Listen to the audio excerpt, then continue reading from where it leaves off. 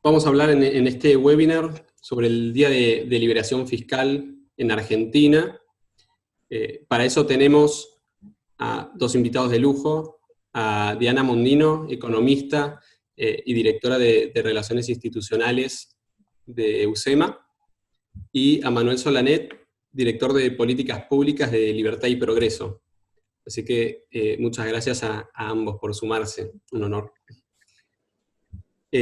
Bueno, mi idea es hacer una breve introducción sobre lo que es el Día de Liberación Fiscal, y así ya después pasar a esta charla junto con Manuel y con Diana.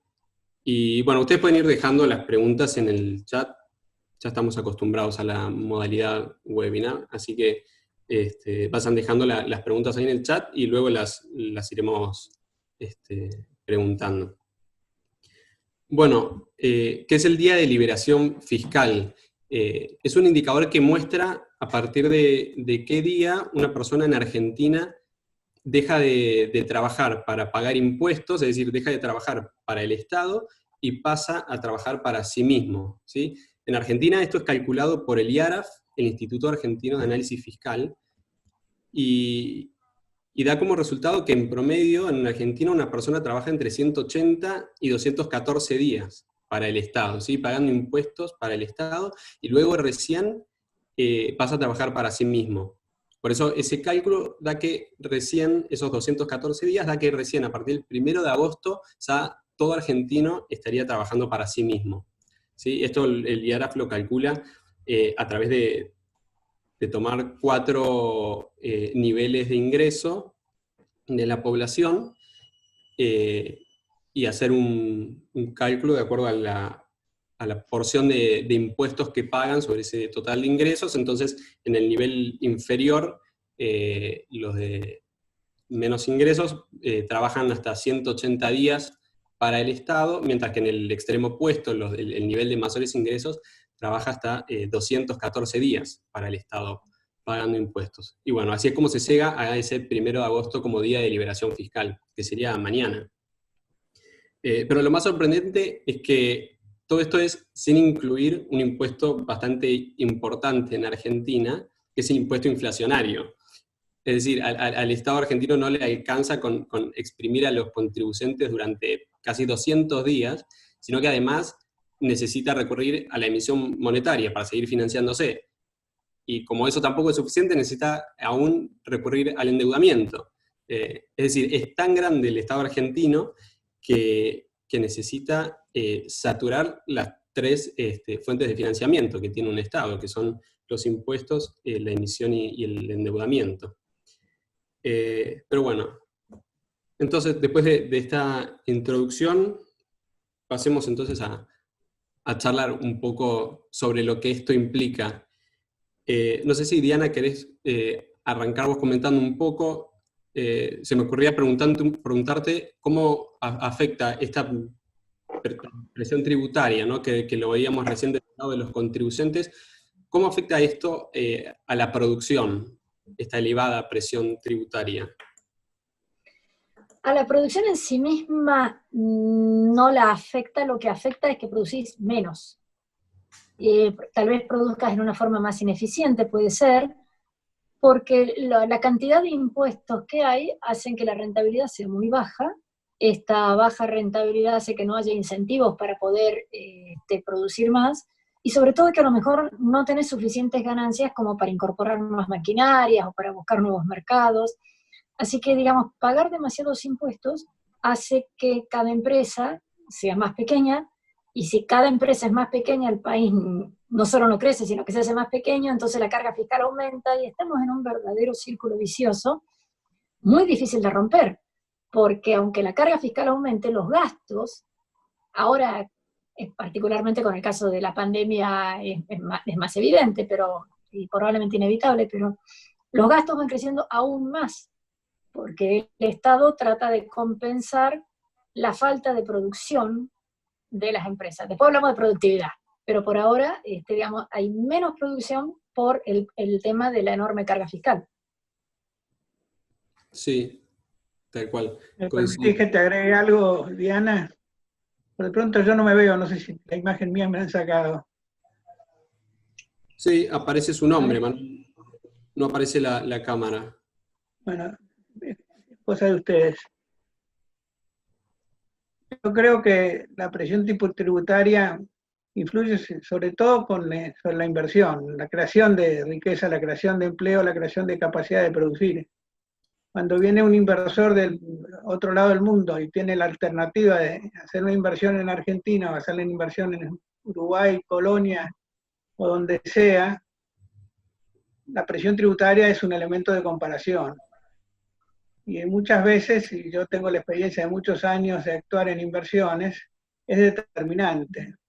También es determinante los cambios, la falta de estabilidad tributaria, la incertidumbre que crea que los impuestos acá se modifican cada tanto y siempre en el sentido adverso.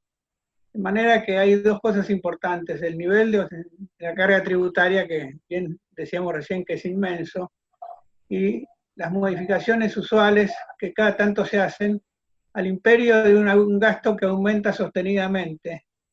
Yo creo que cuando hablamos de impuestos tenemos que hablar primero del gasto, porque si no hay gasto, recorte del gasto va a ser imposible reducir los impuestos. Yo creo que el tema de hoy, que es cómo bajamos ese plazo donde el gobierno se queda con todo lo nuestro, y tenemos que bajar bajando el gasto, no hay otra alternativa. Y digo más, cuando se habla de bajar el gasto, generalmente se lo dice como una cuestión de principio, pero muy pocos se penetran en cómo bajarlo. Yo tengo una formación de ingeniero, mi economía es una economía amateur, y como ingeniero estoy acostumbrado a cómo hacer las cosas.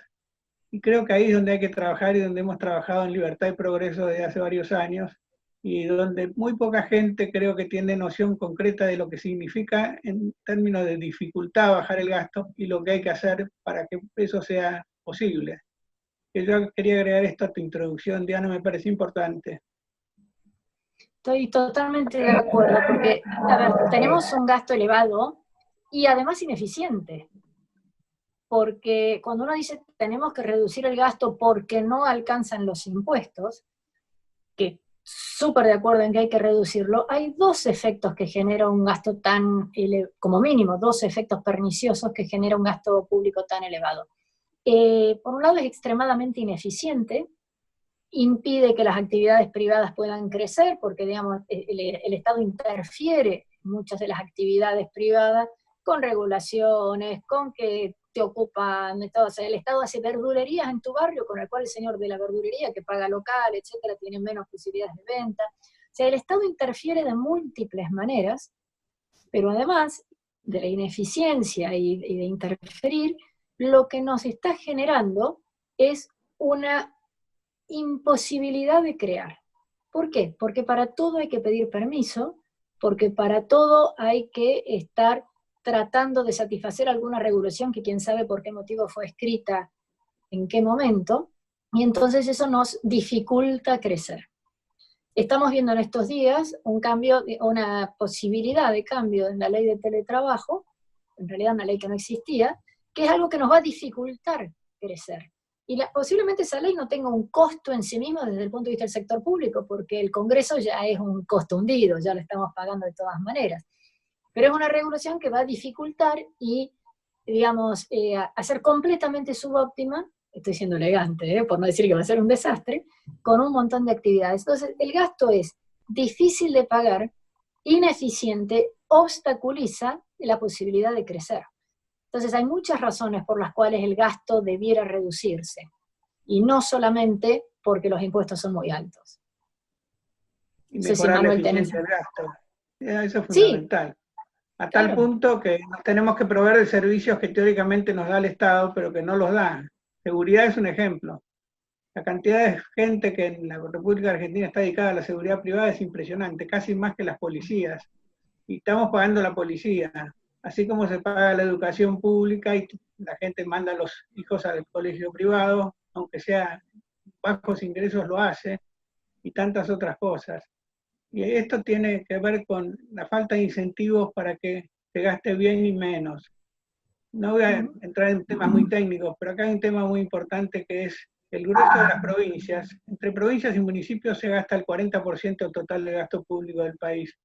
Pero las provincias gastan con billetera ajena. El grueso de los ingresos fiscales de las provincias proviene de la recaudación que hace la AFIP nacional, después lo distribuye, en parte automáticamente, en parte discrecionalmente. O sea, los gobernadores tienen el incentivo de gastar más, incentivo político, pero no tienen el perjuicio de recaudar más. Y esto hace que todo funcione al revés. No hay cosa peor que los incentivos que actúan en sentido opuesto al beneficio de todos. Esta es una reforma de las tantas reformas que nosotros estamos proponiendo, que es la del régimen de coparticipación federal de impuestos. Hasta que esto no se haga, vamos a tener que luchar contra el impulso que tienen las provincias y los municipios a gastar más. Han sido, en la época de los Kirchner, uno de los responsables del crecimiento del empleo público. El empleo público nacional creció en alrededor de un 50% entre el año 2002 y el año 2015. El empleo público provincial creció en un 75% y el de los municipios creció en más de un 100%. O sea, se duplicó, sin que esto sea necesario, y eso lo estamos pagando. Bueno, una de las razones es esta, la falta de incentivos. Sí, a esto hay que sumarle que cuando uno habla con un intendente o algo, dicen, no, pero esa gente está haciendo algo. No, bueno, pero ¿qué querés que hagan? ¿Cómo que querés que hagan? Dejar que trabajen en el sector privado. Y el municipio dice, pero es que no hay trabajo. Entonces es un perro que se muerde la cola y que genera una cantidad de problemas enormes.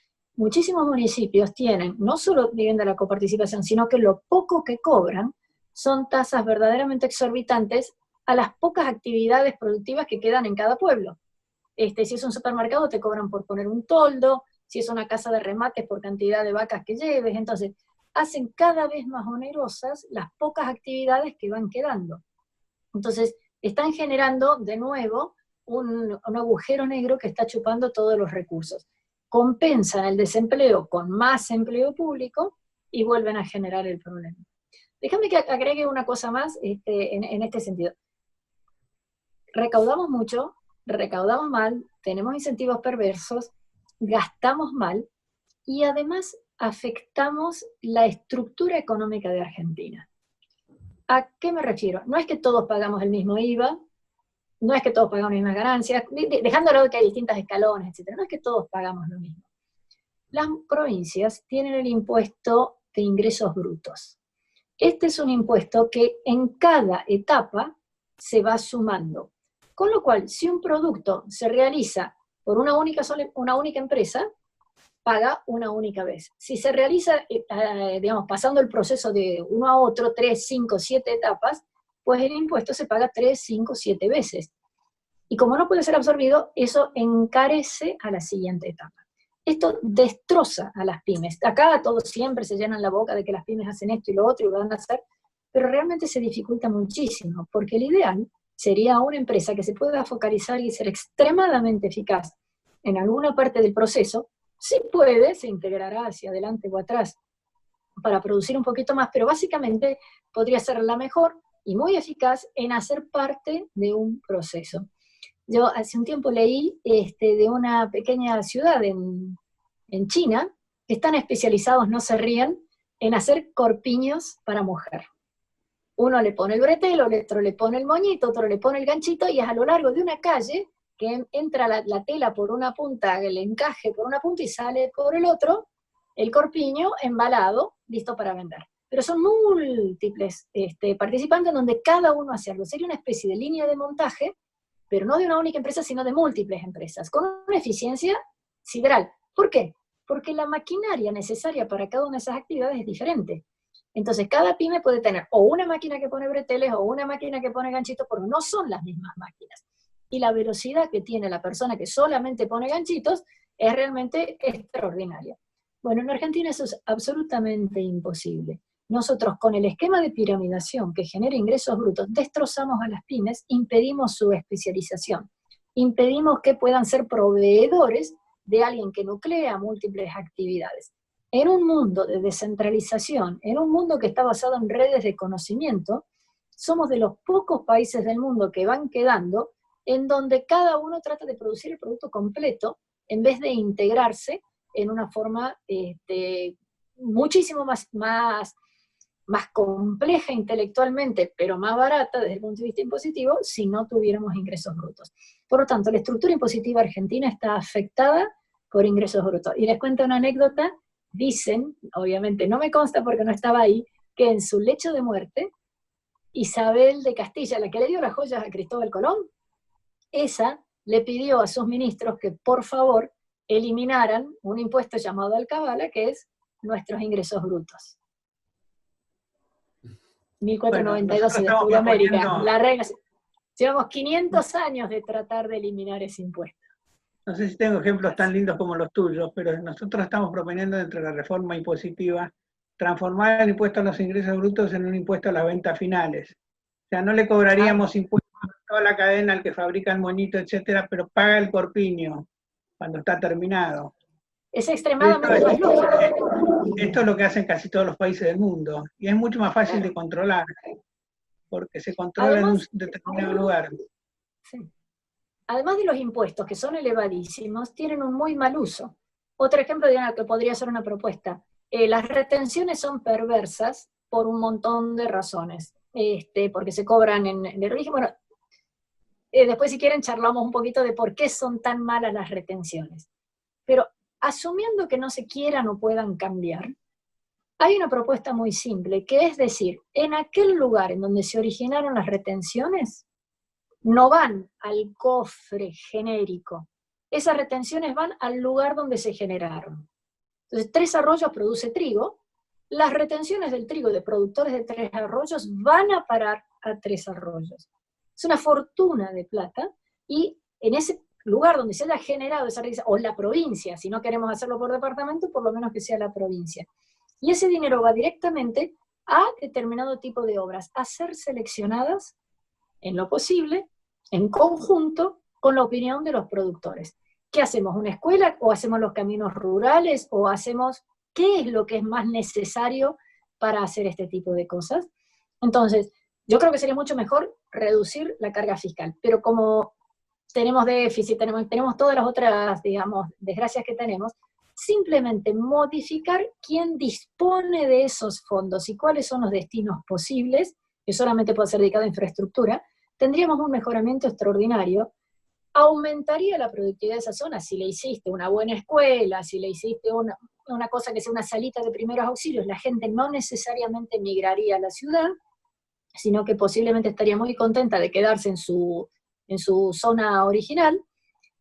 Si tuvieras mejores caminos, bajaría el costo de producción. Si tuvieras un acopio local, bajaría el costo de distribución. Entonces, me gustaría que no existan las retenciones. Dado que existen, y dado que va a ser muy difícil convencer a nuestras autoridades actuales, pasadas y posiblemente futuras, lo que tiene que hacer es que el destino de esos fondos sea el lugar en donde se originó. Y ahí cambiaríamos extraordinariamente la dinámica que tiene el país. Porque hoy la gran mayoría de los recursos se están generando en el interior y se están gastando, ahora en esta nueva palabra del AMBA, en donde digamos se está gastando todo en el Gran Buenos Aires. Que cada uno vaya generando. ¿Qué tendría eso además? Que el gobernador estaría muy interesado en que sus productores reciban rápidamente, o sea, no su producto, su provincia, reciba lo que producen sus propios productores, con los cuales los apoyaría en vez de asfixiarlos como está haciendo ahora. Hoy ningún productor, ni de Salta, ni de Misiones, ni de Santa Cruz, tiene ningún tipo de apoyo. Pero es simplemente una propuesta fiscal de cambiar el orden. ¿Cómo? Eso se llama correspondencia fiscal, o se parece a correspondencia fiscal. Dentro de las medidas propuestas también, sigo insistiendo y me estoy haciendo propaganda dentro de nuestro programa, está devolver potestades tributarias a las provincias. O sea, que la nación recaude ciertos impuestos que sirven para su propio presupuesto, pero que eso de que la nación recaude y le da a las provincias se acabe. Devolverle el impuesto a las ganancias de personas físicas a las provincias, de cada provincia lo recaude en su territorio, los impuestos internos, el impuesto a los combustibles y algunos otros más. De manera de que cada gobernador se arregla con sus impuestos. Estoy exagerando un poco, porque si esto se hiciera de golpe, hay provincias pobres.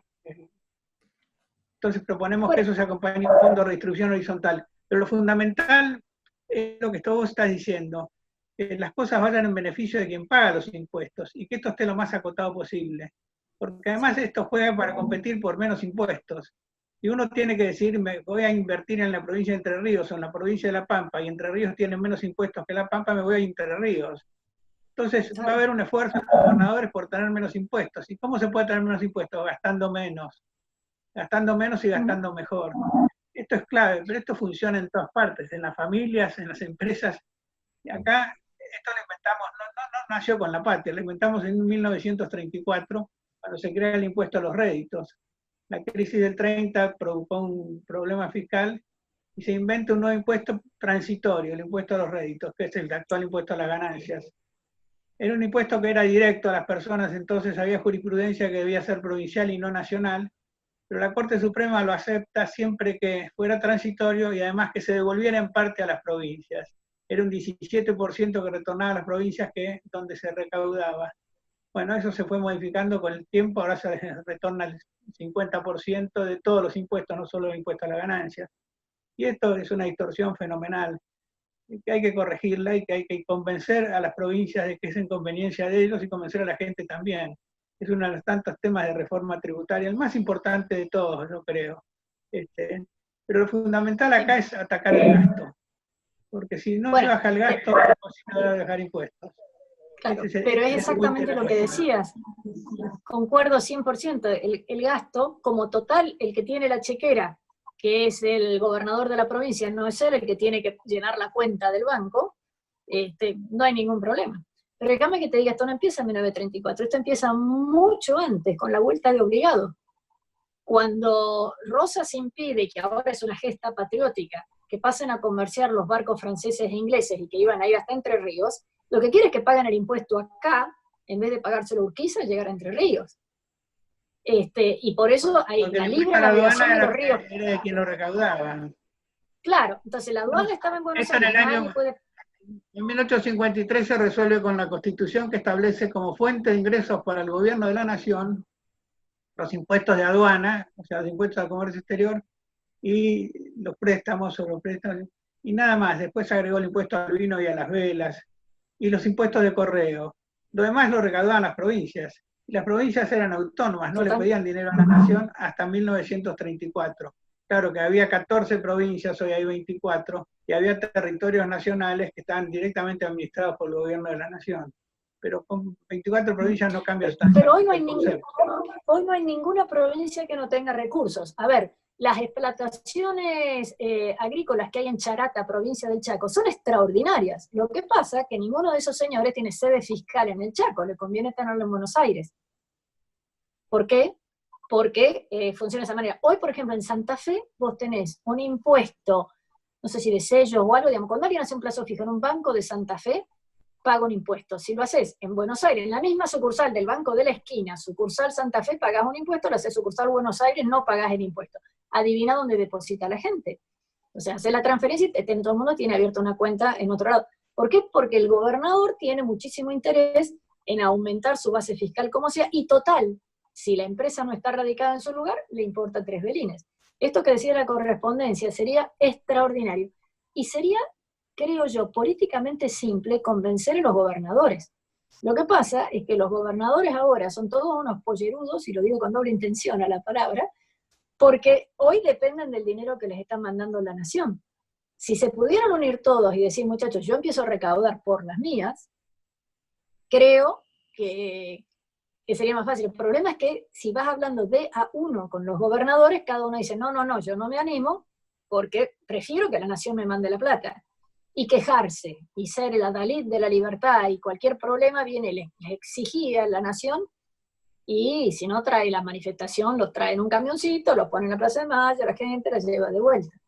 Pero hoy, digamos, gasto elevado, gasto ineficiente o improductivo, dificultades para generar empresas, y hay otra cosita más. Nosotros en el gasto que estamos teniendo es un gasto, como bien decías, que se paga dos veces, pero que además no corresponde a las funciones del Estado. Si yo pregunto a los que nos están escuchando, ¿cuáles son las funciones del Estado? Alguien que levante la mano, que diga, ¿cuáles son las funciones del Estado? A ver, Francisco, Juan Carlos, ¿cuáles son las funciones del Estado? No, todos enmudecidos. Seguridad. ¿En dónde tiene que gastar dinero el Estado? Rápido. Seguridad. Defensa, justicia, seguridad. Vos, Manuel, no vale, che, vos sí.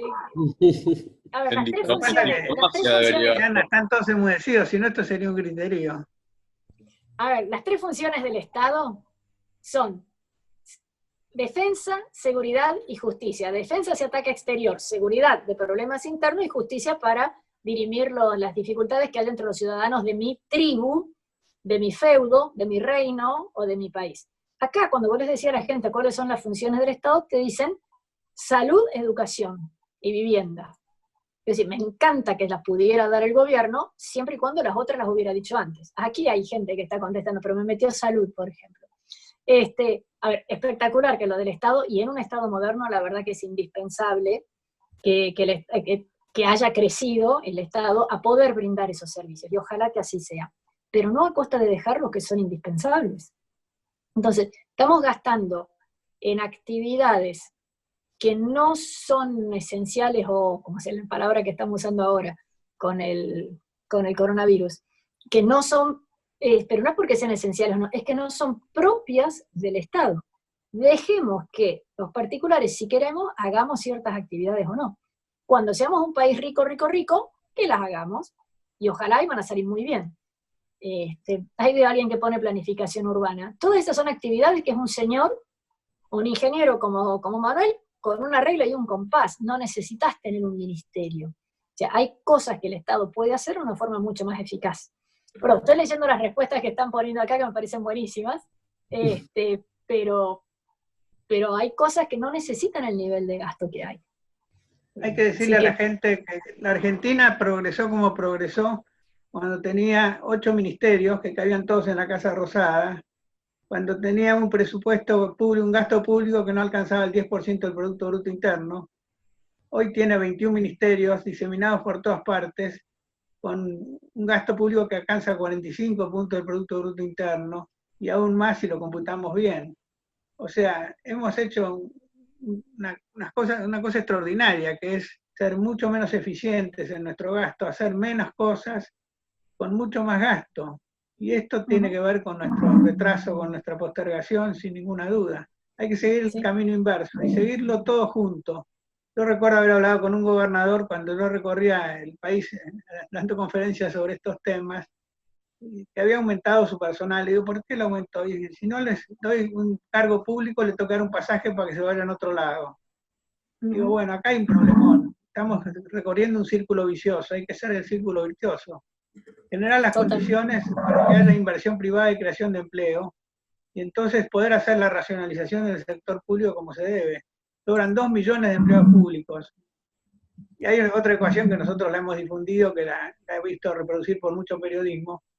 Hasta el año, fíjate, no tan lejos, hasta el año 2002 había 7 millones de personas que trabajaban en el sector privado en blanco y pagaban sus impuestos, y 8 millones de personas que todos los meses recibían un pago del Estado, entre jubilados, empleados públicos y planes sociales. Ahora es 8 millones que pagan impuestos y 21 millones que reciben todos los meses un pago del Estado. Eso es viejo, hay que sumar el IFE de ahora. Ahora hay que sumar el... Olvídate de este año, porque este año es caótico, no sé cómo va a terminar, porque se le suma a todo lo que estamos viendo, el IFE y otros gastos que ocasionó la pandemia. Pero bueno, esto es una incógnita. Por de pronto nunca se ha visto imprimir tanto, emitir tanto dinero como este año.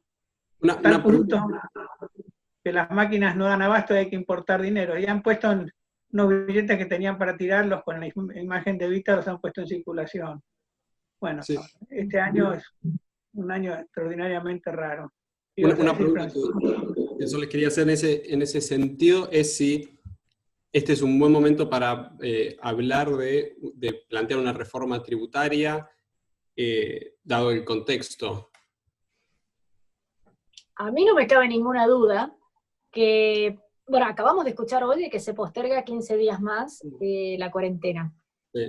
A mí no me cabe ninguna duda que la parálisis en la economía y los efectos colaterales que esto va teniendo cada vez son más grandes, que el país en este momento está en una coyuntura que hace que sea, no quiero decir inviable, porque al fin y al cabo somos argentinos y vivimos aquí, pero realmente hace extremadamente difícil encontrar una solución amable, gradual, armónica. Va a llegar un momento en donde realmente va a haber que hacer, digamos, romper este nudo gordiano. ¿Y cómo se rompió? De un hachazo, o sea, hacer todas las reformas juntas. Pensá que el 10 de diciembre, cuando asume el nuevo presidente, en ese momento se envía una ley de emergencia con 9 emergencias. O sea, considerando que había 9 cosas que estaban en una situación espantosa que requerían ser modificadas de forma tal que no necesitaran pasar por el Congreso, porque era tan urgente y tan complejo el tema que tenían que hacerse 9 emergencias. Social, previsional, fiscal, sanitaria, laboral. ¿Y dónde están? No sé qué reforma hubieran hecho y capaz que tenemos que agradecer que no lo hayan hecho, no lo sé. Pero claramente que había que juntar que todo esto tiene que tener una coherencia, que digamos, porque muchas de las decisiones que toma el Estado tienen un costo para terceros. Déjame poner ejemplos chiquititos. De esta semana nada más. Bueno, la ley del teletrabajo que tiene costos para los demás. Se ha firmado, no sé qué tan voluntariamente, con los proveedores de una cosa que se llama point of sale, esa cosita que uno le pasa a la tarjeta cuando vas a pagar algo en una farmacia, en un supermercado, o lo que sea, que ese servicio se ha provisto gratuitamente por los proveedores de ese servicio. O sea, el Estado dice, vos dáselo gratis a estos que están con problemas. A lo mejor lo hubieran hecho, no, hubieran tenido. Vos, banco, prestale barato a las empresas pyme. Banco, y prestale a tasa cero a los cuentapropistas o monotributistas, etc. Entonces, todos los problemas, el Estado transfiere costos entre privados, manteniendo su estructura, inclusive con algún aumento de costos por ahí. Entonces, es asumir que hay una preponderancia del Estado muy grande. ¿Y en qué otra cosa se manifiesta? Siempre esperamos hablar al presidente o al ministro, o qué sé yo, cuando salud es una responsabilidad, lo acaba de decir Manuel, de las provincias.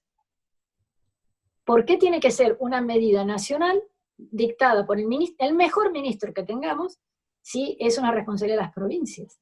Lo mismo que la educación. Después discutimos si le transfirieron con la plata, sin la plata. Para esas cosas sí les vale protestar, pero para decir si quién es responsable sí o no, no está disponible. Entonces, tenemos totalmente ausente el concepto de federalismo, no solamente en los impuestos y en los gastos, sino en el tipo de responsabilidad, quién asume las responsabilidades por estas cosas. Entonces, ahí tenemos una dilución absoluta y demuestra, tienen tal concepción de la propia supremacía que tiene el Estado, del Estado nacional, que asumen responsabilidades que ni siquiera les correspondían. Así que digamos, lo que estamos viendo en Estados Unidos, en Brasil, en México, son países muchísimo más federales, y por eso tenés estas diferencias enormes de percepciones de qué hace la provincia A o el Estado A contra el B, en donde actúan en forma muy, muy, muy asimétrica entre ellos, pero porque están funcionando como Estado federal. Acá somos federales y tomamos decisiones absolutamente centralizadas. Es realmente el Estado se mete en cosas que no debe. Fíjate, el tema de esta ley que se ha aprobado ahora, referida justamente al trabajo a distancia o el teletrabajo, es algo que se está desarrollando solo con enormes ventajas. Uno acá ahora puede estar conversando con una persona en Tanganica o en la China, y es más, lo puede contratar y que le haga el trabajo desde allá y todos los días.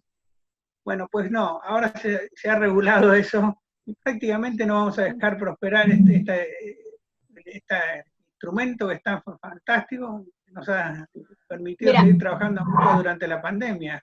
Esa no me preocupa, porque entra en vigencia 90 días después de terminar la cuarentena. Y al ritmo que vamos, no vamos a terminar la cuarentena nunca más. Así que... No, Diana, por favor. Era un chiste. Yo te diría que vale la pena enumerar cuáles son las reformas para hacerlas todas juntas, como vos bien dijiste, porque si no, no funcionan. Empezando por una que es la reforma laboral. Esa es clave. Acá tomar un empleado es como adoptar un hijo. Después no sabes cómo terminar esa relación y te sale carísimo. Esto en todas partes del mundo se está corrigiendo y se están corrigiendo los costos laborales y nosotros entonces dejamos de competir. Tenemos por de pronto la negociación centralizada en vez de la negociación a nivel de empresa. Bueno, esto es un tema técnico, pero esta es la primera reforma que reivindicó. La reforma administrativa del Estado, volver a aquel Estado que tenemos y hacerlo de forma que sea factible social y políticamente, y nosotros creemos que es posible hacerlo. La reforma impositiva, por supuesto, y lo que estamos hablando de la coparticipación federal, la normalización de las tarifas, dejar de que las tarifas representen los costos en todo sentido, no intrometerte en el sistema de precios, la reducción de los planes sociales.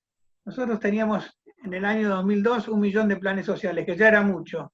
Por supuesto que algunos tiene que haber porque hay gente discapacitada y el gobierno tiene que tomar cuenta de eso, pero pasamos a tener 8, y ahora con las medidas tomadas en la pandemia, con estos 10.000 que se puede considerar como un plan social, no sé si lo van a poder sacar o no, tenemos como 40 millones.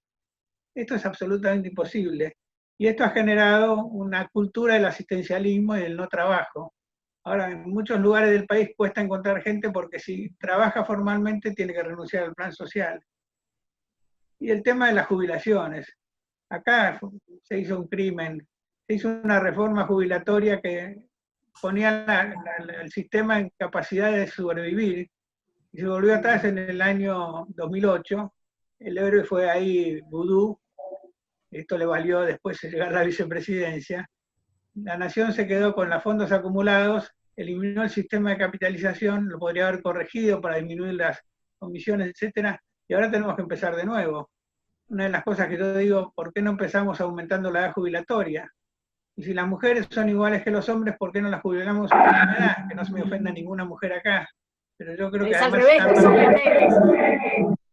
Bueno, sería ideal. A ver, pero para los chicos jóvenes que nos están escuchando, no sé si ustedes saben, el endeudamiento durante los años en donde estuvo vigente la reforma jubilatoria, en donde permitía que los aportes fueran voluntarios, el que quisiera, a una FJP, eso generó una desfinanciación del ANSES, o sea, hizo explícito que había un pasivo contingente adentro del ANSES, y eso se hizo, digamos, se transparentó a través de deuda. Entonces, el dinero que antes hubiera ido obligatoriamente al ANSES iba a las AFJP, y entonces la plata que le faltaba al ANSES, el Estado emitía dinero, pero iba a ser por un periodo de tiempo limitado. En el peor de los cálculos llegaba hasta el 2013 ese déficit, porque ya todo el mundo se iba, faltaban 20 años, del 94 al 2013, ya se iban a ver muerto o enterrado, y todos los otros ya estaban dentro del sistema. Entonces, nosotros acumulamos deuda para tener el sistema de AFJPs. Repudiamos la deuda en el 2001.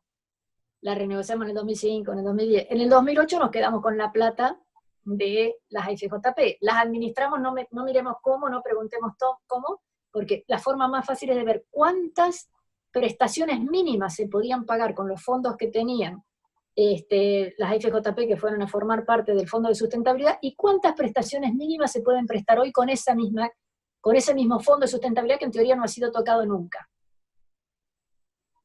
No los hago pensar, 1/10 de lo que se podía pagar antes. O sea, las inversiones esas han ido corriendo a pesar de lo deterioradas que están las jubilaciones mínimas.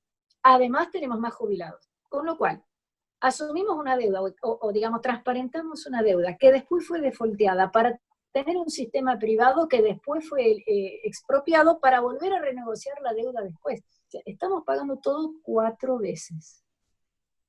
Todo 4 veces. ¿Cómo no van a ser necesarios más impuestos? O sea, es una mala administración o una falta de comprensión del sistema, o una falta de paciencia de la sociedad. Y Manuel mismo acaba de decirlo, cuando tuvimos el tema de las AFJP, si hay errores en la capitalización, etc., ha quedado metido en el imaginario popular que eran carísimas. En los estudios que hacíamos en esa época no eran baratas, pero tampoco eran carísimas. ¿Y por qué no eran baratas? Porque tenían un componente de seguro de vida extremadamente importante.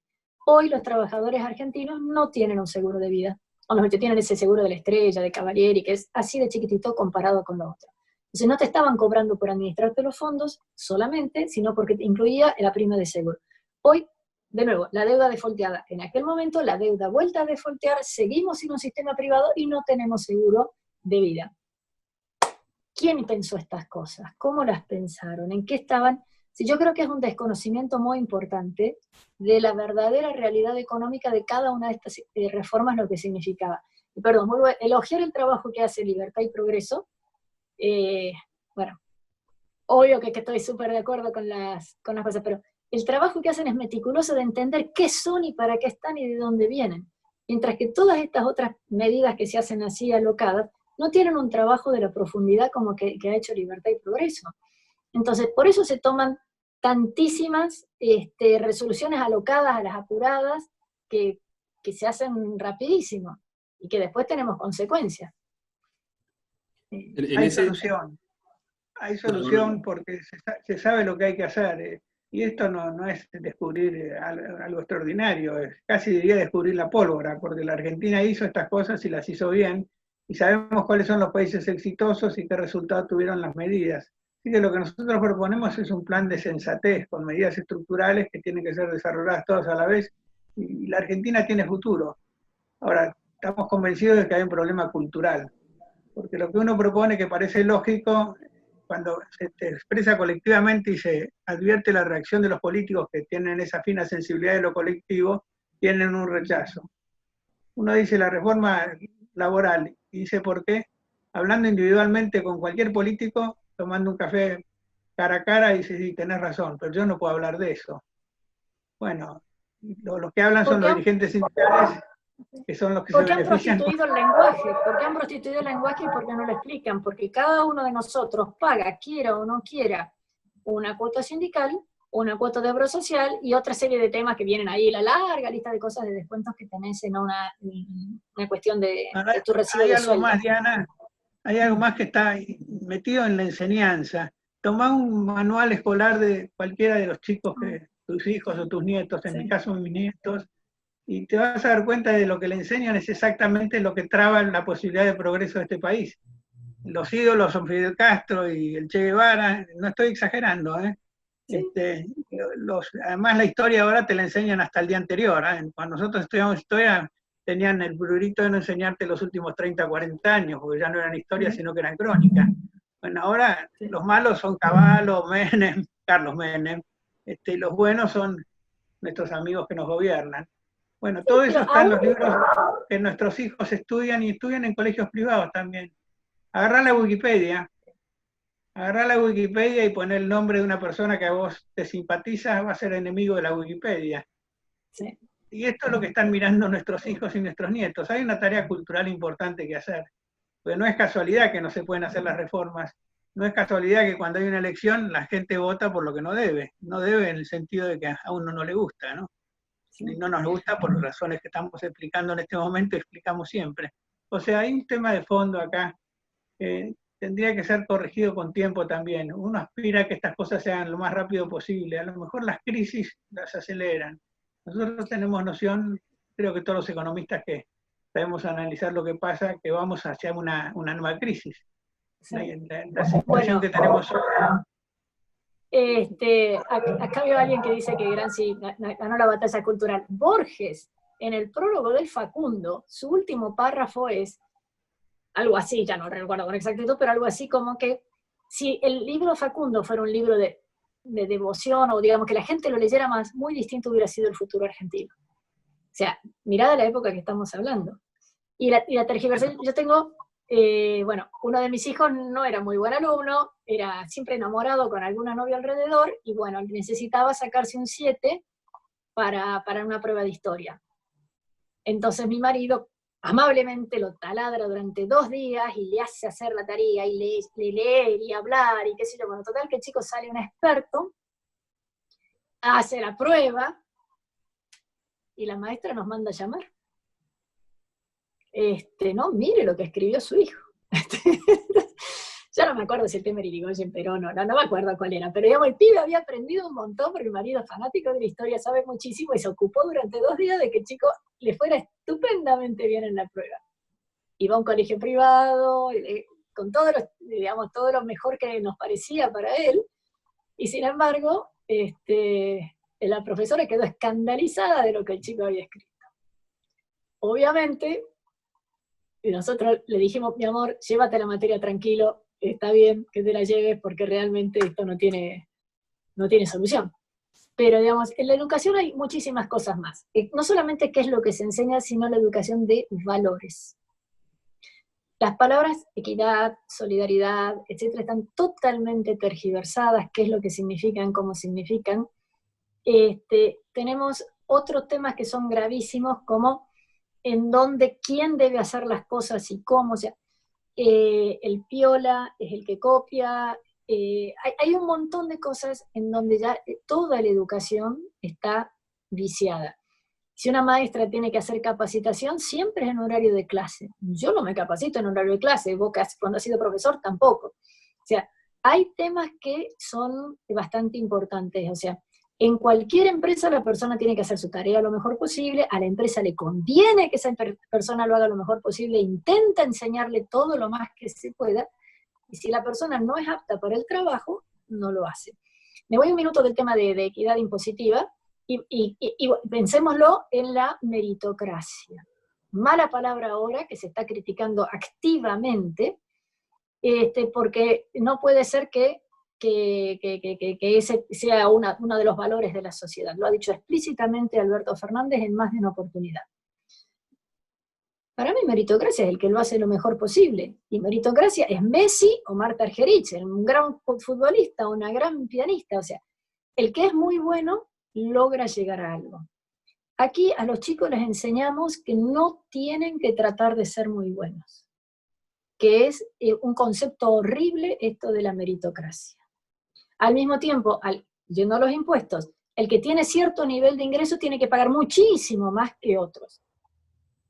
Perfectamente comprendo la progresividad en los impuestos, pero tiene que haber una cierta razonabilidad. Y si vas a tener un impuesto que sea sobre los ingresos y no sobre lo que lograste acumular, porque a lo mejor tuviste muchos ingresos y sos muy ahorrativo y por eso guardaste bastante, o lo heredaste de tu tío abuelo, y en cualquiera de esos casos el impuesto es absolutamente confiscatorio.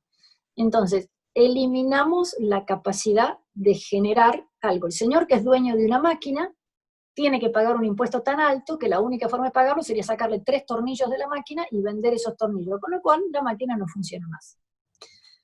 ¿Vos te fijaste, Diana, que el político, el periodista incluso, y mucha gente, cuando tiene que hablar de empresas, prefiere decir las pymes? Acá se valora todo lo que es chico y se odia todo lo que es grande. Al revés de la cosa. Y si una pyme se convierte en una gran empresa multinacional, sería un enorme beneficio para nuestro país. Pues no, ese ya pasó a la categoría de demonio. Y esto juega en todo sentido. Vos hablabas de la meritocracia.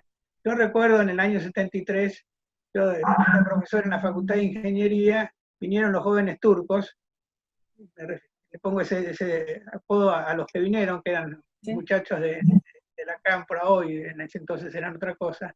Se acabaron los exámenes individuales y pasaron a ser grupales. Se acabaron las notas. Cuando el decano llegó, nos reunió a todos y dijo, acá se acabó la facultad para sacarse 10. Todo tenía que ser uniforme, ¿no?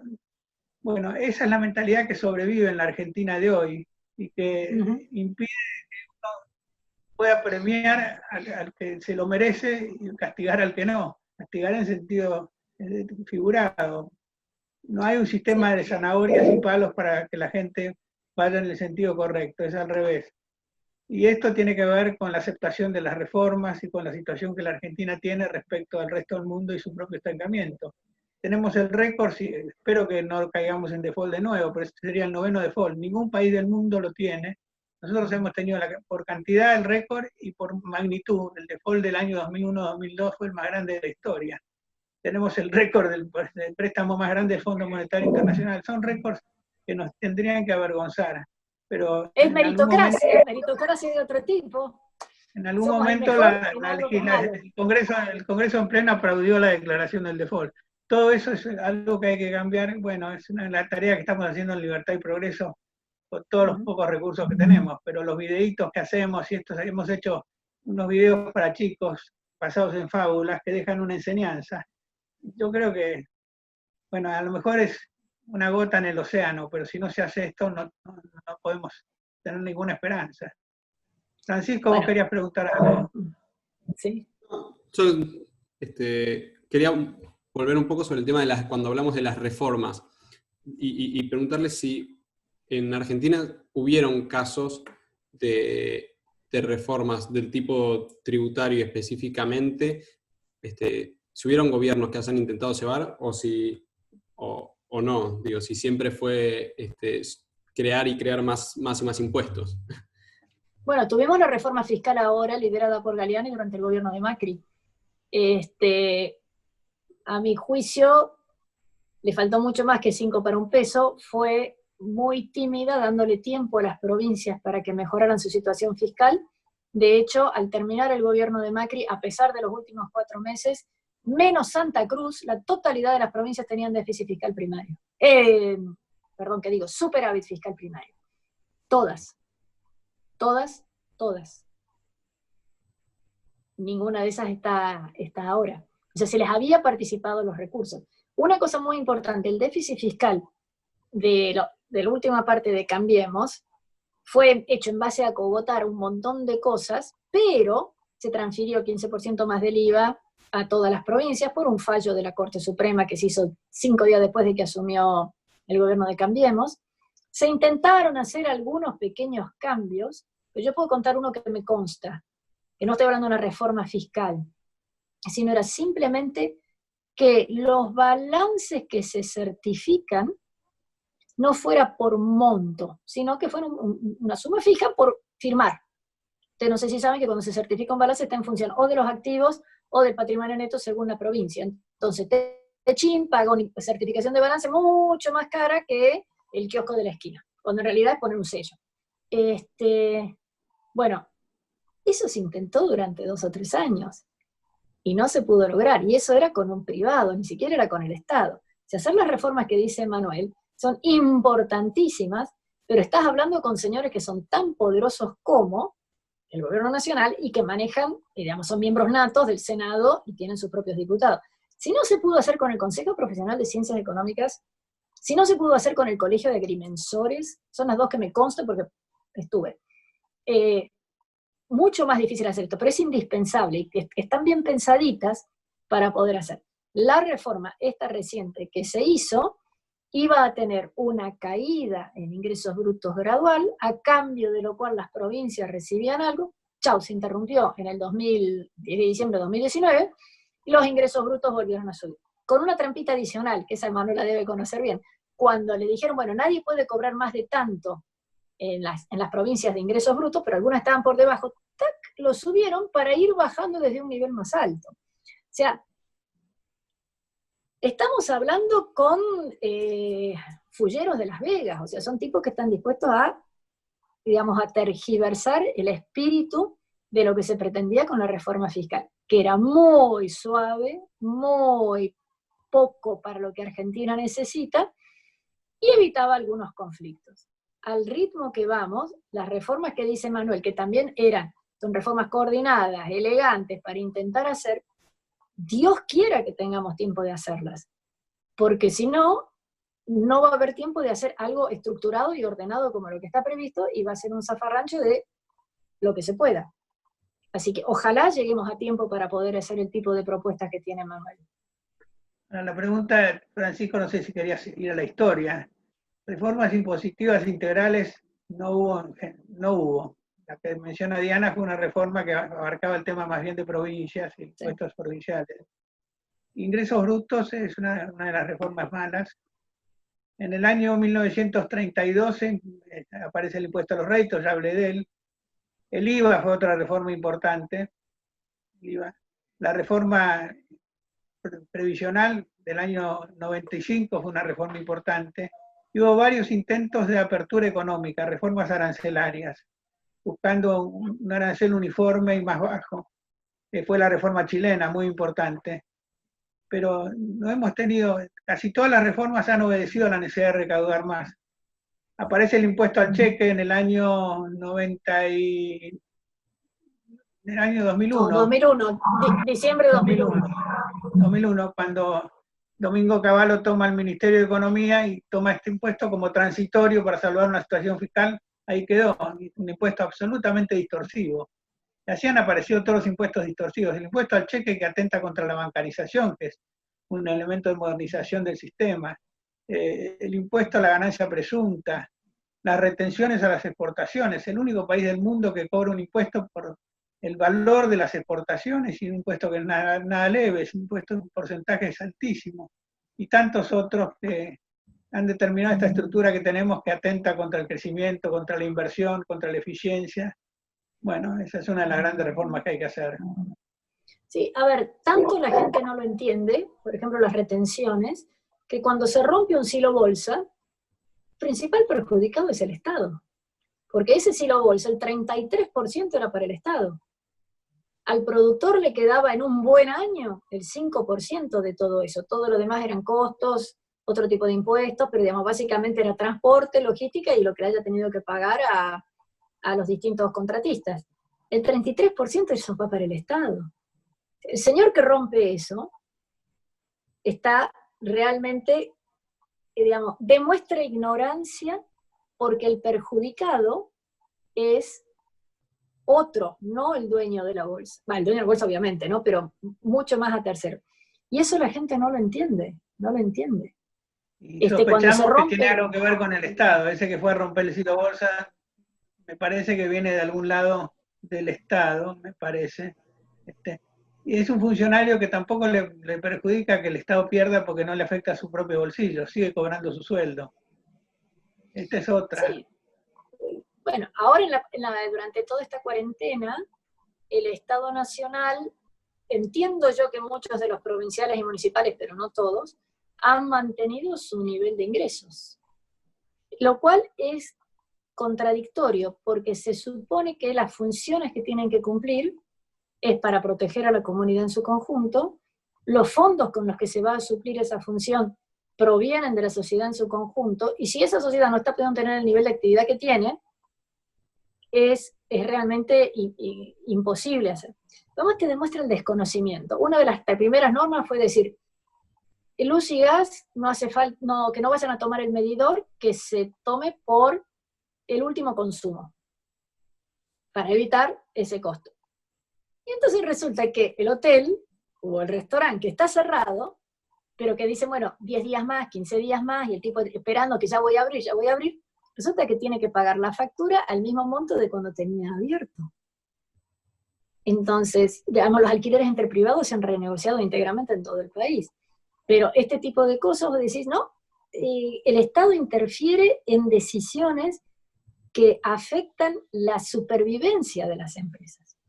Aquí no hay una comprensión de que la empresa tiene que sobrevivir y ojalá crecer para poder tener empleados. Y desde el lado de la reforma laboral no está claro, digamos, sin empresas no hay empleados y sin empleados no hay empresa. Tiene que haber una conjunción de las dos cosas.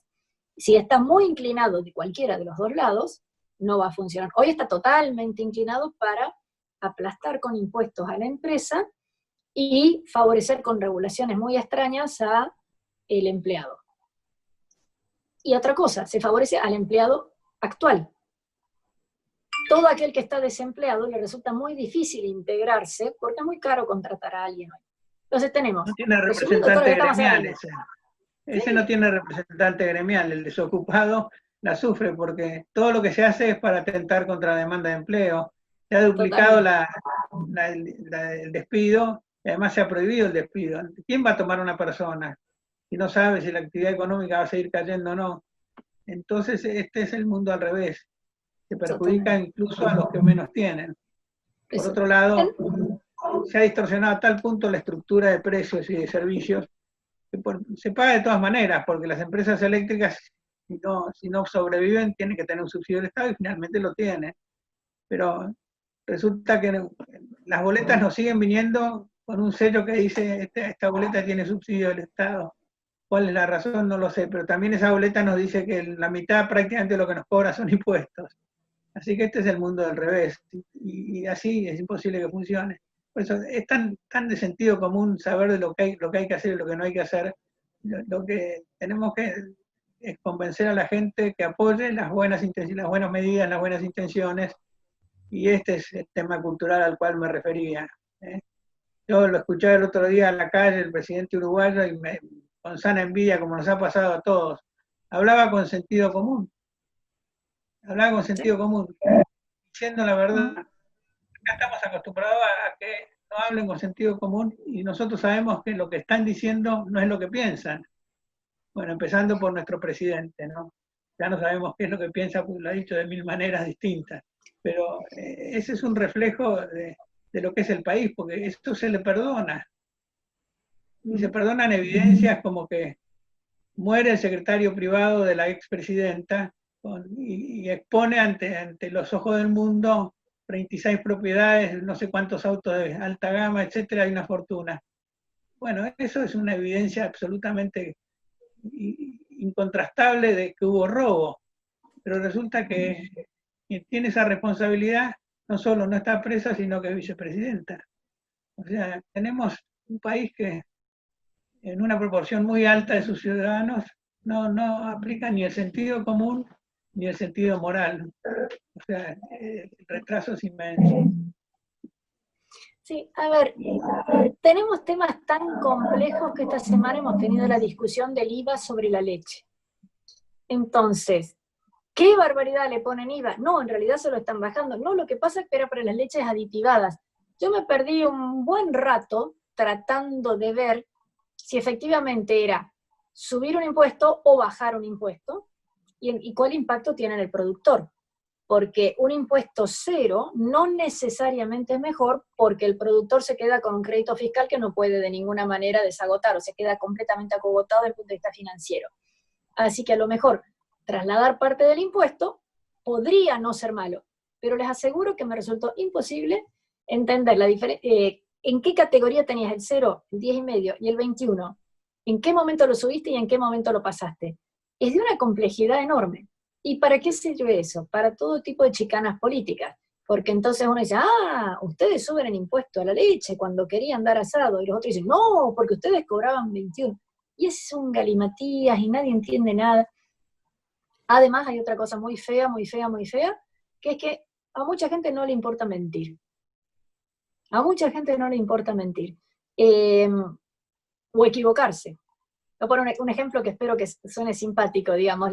Hoy no vi la presentación de nuestro presidente, pero sí he visto las anteriores. En todas tiene errores.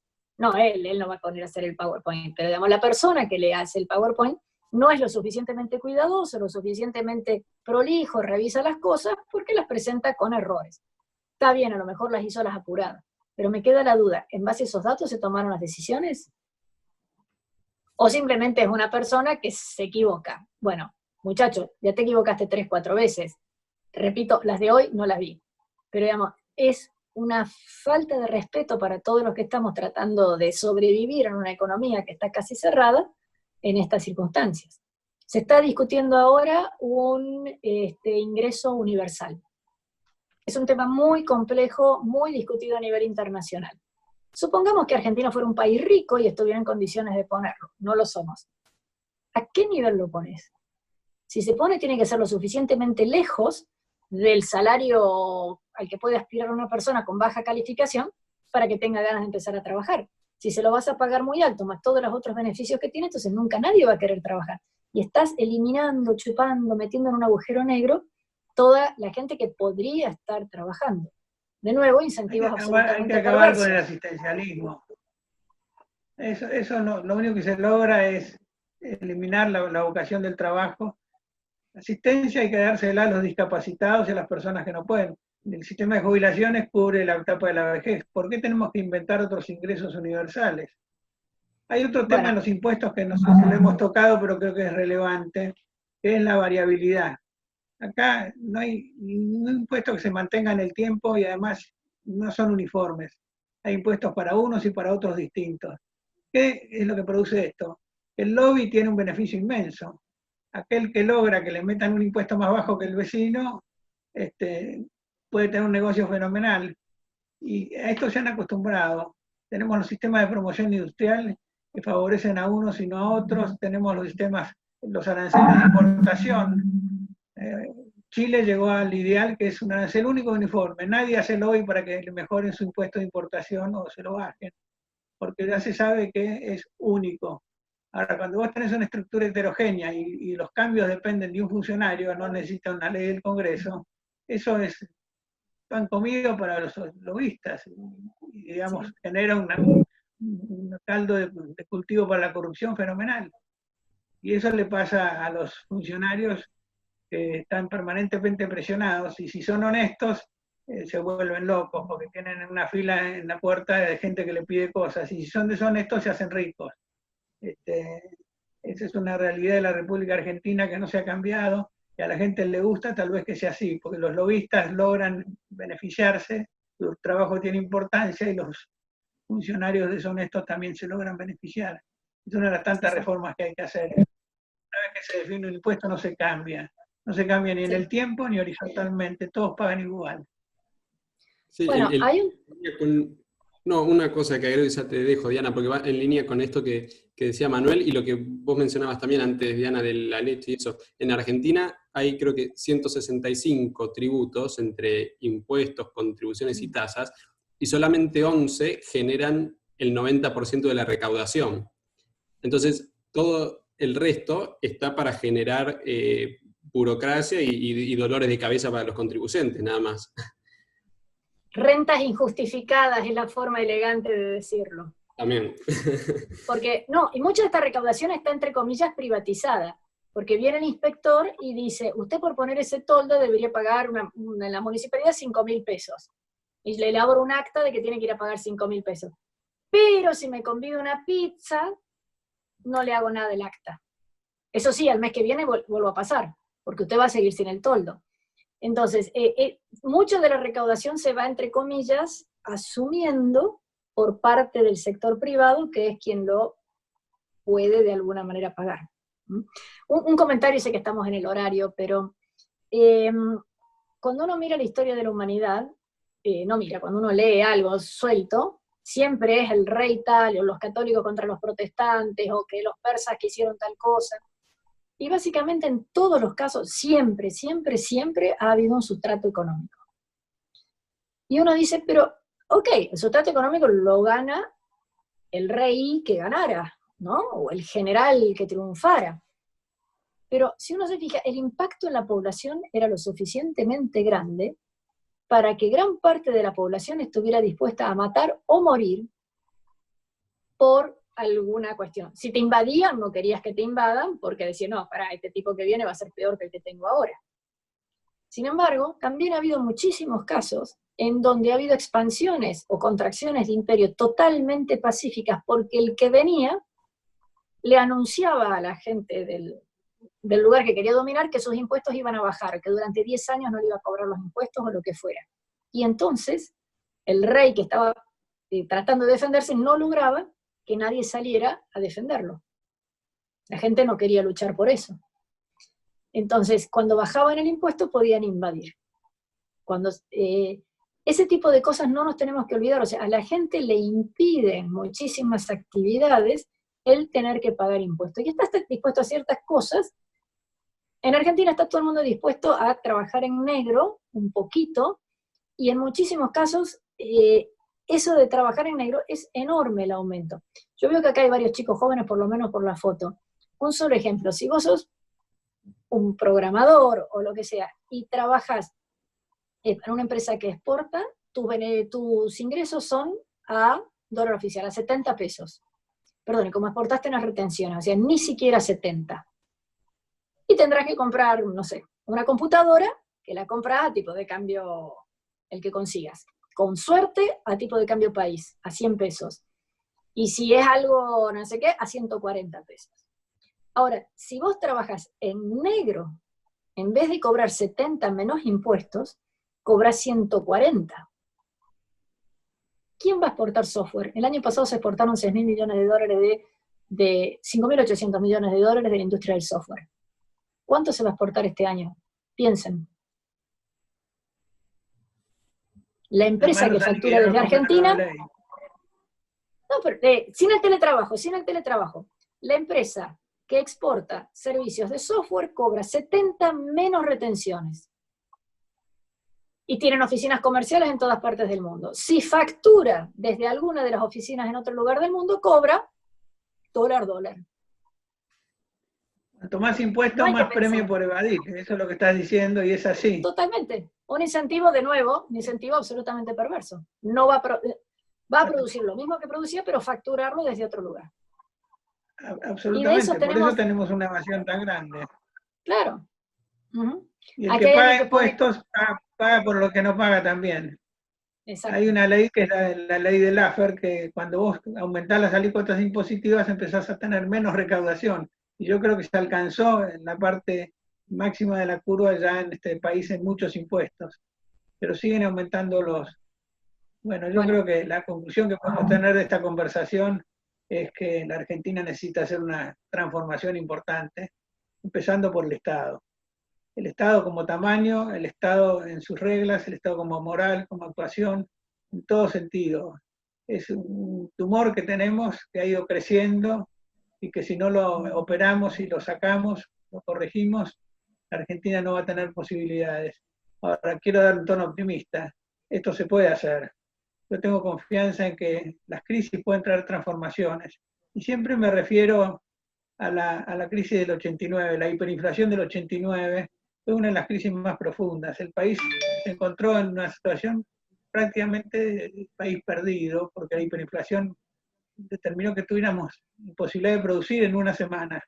Bueno, se hicieron cosas importantes. A la gente no le gusta Carlos Menem, a mí, pero por algunas circunstancias tampoco me gustan los aspectos de él, pero las transformaciones que se hicieron fueron importantes. Perdimos el rumbo tiempo después porque la Argentina no estaba madura para hacer las correcciones que necesitó. Esa regla tan inteligente que encontró Domingo Cavallo, hay que reconocerle méritos, que fue la convertibilidad, el tener una moneda que era la moneda que los argentinos queríamos y usábamos, que era el dólar. No fue consistente con lo fiscal, y ahí falló de nuevo nuestro problema del Estado. Si hubiéramos tenido un gasto público un poco más ajustado y no hubiéramos acumulado una deuda pública como la acumulamos entre el año 94 y el 2001, hoy tendríamos estabilidad y tendríamos otro país. O sea, con esto quiero decir de que se hicieron cosas y es posible con la misma gente. Faltaba los 5 para el peso, como dijiste vos hace un rato para otro tema. Yo creo que hay que insistir en esto, hay que luchar. Y yo creo que hay que destacar el trabajo que están haciendo los de Free, estos chicos que tenemos ahora y que hemos hecho esta salida conjunta con Libertad y Progreso. Es un grupo de gente joven que trabaja en Uruguay y en la Argentina con estas ideas. A ver si se multiplican, Francisco. Esperemos. Como dijo, en este país volveré y seré millones, porque creo que esto es lo que hay que buscar la gente joven que entienda cuál es el problema y que se ponga la camiseta y que además tome la responsabilidad de llevar adelante las reformas en algún momento, cada uno en su posición, en su ámbito, en su alcance. Bueno, muchas gracias, Manuel. Un honor para nosotros ese mensaje. Me parece un buen mensaje de cierre también. Diana, no sé si vos tenías algo más para... No, digamos, agradecerles la paciencia un viernes a la tarde, pero digamos, este es el futuro de todos ustedes, de todos nosotros. El día que bajemos los brazos y digamos no se puede, bueno, el que diga no se puede, mejor que se vaya del país, porque tiene que ayudar a cambiarlo. Y todos, si todos queremos, se puede. Bueno, me parece muy buen mensaje también, estoy de acuerdo. Bueno, muchas gracias de verdad a ambos, a Diana y a Manuel, por tomarse este tiempo ustedes un viernes a la tarde. Muchas gracias a todos los que se sumaron. Bueno, los invitamos a seguir las redes tanto de Free como de Libertad y Progreso, para que estén atentos para más actividades de este tipo. Y bueno, esperemos que les haya servido este encuentro. A mí en lo personal me gustó mucho, estuvo muy, muy bueno. Gracias por la invitación. Gracias. Bueno, muchas gracias. Hasta luego. Nos vemos.